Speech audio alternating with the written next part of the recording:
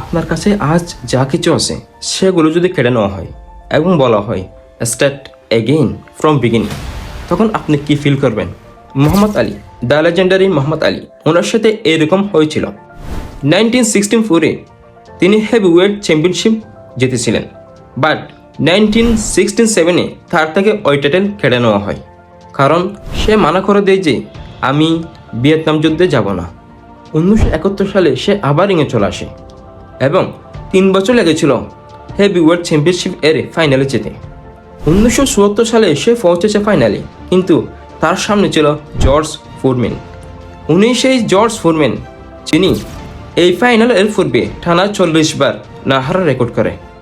পুরো দুনিয়া জানি, মোহাম্মদ আলী জানি এই ফাইট সহজ হবে না, কিন্তু 1967-এ তার থেকে যা কেড়ে নেওয়া হয় তা ফিরিয়ে আনার একমাত্র উপায় ছিল এই ফাইনাল, আর কোনো উপায় ছিল না। মোহাম্মদ আলী তার ইগোকে একদিকে রেখে দেয়। তিনি জানতেন তিনি 32 সালের এবং তার প্রতিপক্ষ 25 সালের। তার প্রতিপক্ষের কাছে ফর্ম আছে, হইতে পারে শক্তি অনেক বেশি আছে, তাই তিনি গ্রুপ এ ডুপ কৌশল ব্যবহার করে এবং বলেছিলেন আমাকে মারো, আর শুধু ডিফেন্স করতেই থাকে। ডিফেন্স করতে করতে তিনি 8 রাউন্ড শেষ করে ফেলে। তিনি শুধুমাত্র সঠিক সুযোগের অপেক্ষায় ছিল। প্রথমে ফোরম্যানকে দুর্বল করে ফেলে এবং এমন একটি নকআউট পাঞ্চ মারে, দ্য ফোরম্যান সেখানেই শেষ।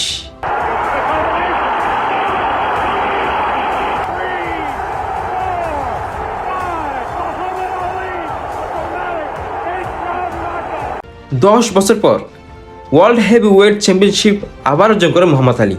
এই জিতের সাথে আমাদেরকে একটি বিষয় শিক্ষা দেয়, হতে পারে আপনি লাইফে সব কিছু হারিয়ে ফেলেছেন, আপনি যদি ওইগুলো যোগ্য হয়ে থাকেন তাহলে আবার শুরু করেন, start from beginning, just do it, যতক্ষণ না আপনি জিতবেন না।